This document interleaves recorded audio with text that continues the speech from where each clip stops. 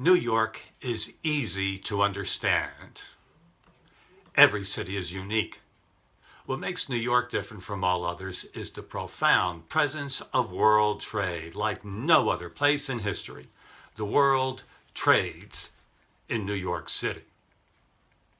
Stocks and bonds on Wall Street, political thought at the UN, fashion and the Garment Center, jewels and the Diamond District, art in Chelsea. We know all this. We know to the rest of the world the phrase Wall Street means banking. Madison Avenue means advertising. Broadway means theater. The world trades in New York City. 200 years ago, you'd have said this of London, and 2,000 years ago of Rome. Today's city of the ages is this one. That goes some distance in explaining what goes on around here. Take a good look. And what you might notice is a lot of buildings, sometimes pretty tall. Just about all the available space is taken up by buildings, across and up, because the most valuable land on earth is all around. And have you noticed the faces? New Yorkers are from everywhere. In the world today, there are 228 nations. 193 are members of the UN, which is to say, New York easily more diverse than the UN itself. There are citizens of this city from every one of the 228. No other city in history can approach this claim. Manhattan is simple too.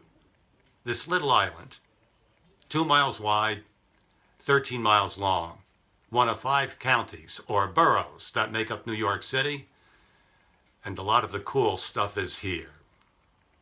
The southern tip of the island is downtown, the big business district. City Hall and Wall Street are there, which means downtown is mostly government and finance. City Hall and Wall Street mean government and finance.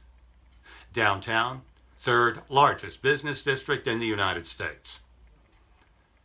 Midtown, 4 miles north, largest in the world. Midtown is television, Garment Center, publishing, advertising, theater district, Major League Sports, radio, high-tech, UN. I'm leaving something out, just shovel it right in up here.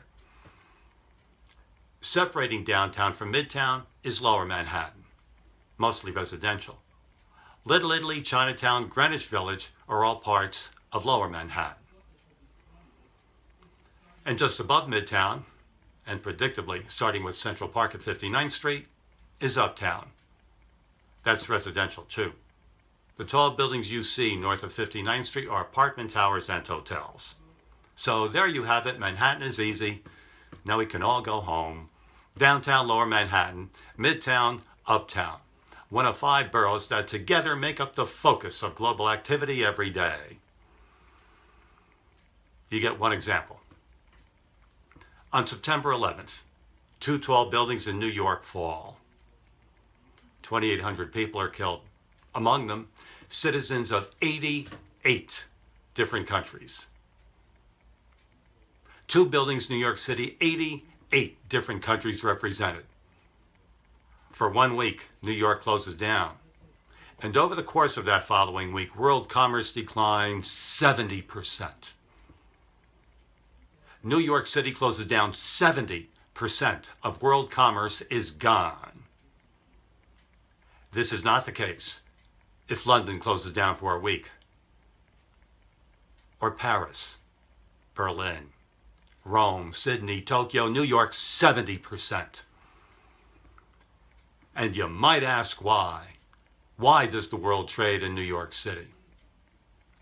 It is owing to a series of natural features. We've discussed it before. We'll probably discuss it again. Have we all been to that harbor? Think about that. Think about that distance between Battery Park and New Jersey. A mile across. And 5 miles to Staten Island.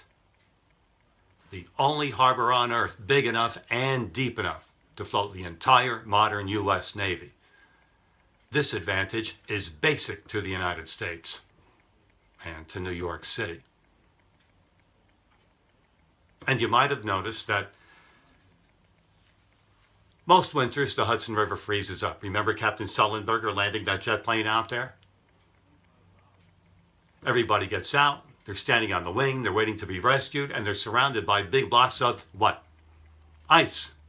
Okay, it wasn't in the movie, but they were surrounded by big blocks of ice. But the East River is always clear. It almost never freezes because the East River is not a river at all. It's an arm of the Atlantic Ocean, and that means the East River is salt water. We throw salt on ice in the wintertime to get it melted down.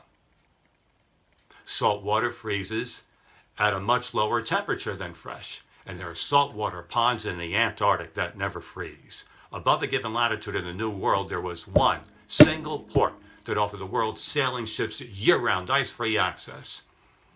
The greatest seaport of all time is the South Street Seaport on the salty side of Manhattan. More than any other set of factors, the world trades in New York City, and we are here now, or at least I am, because that harbor is broad and deep, and the East River is salt.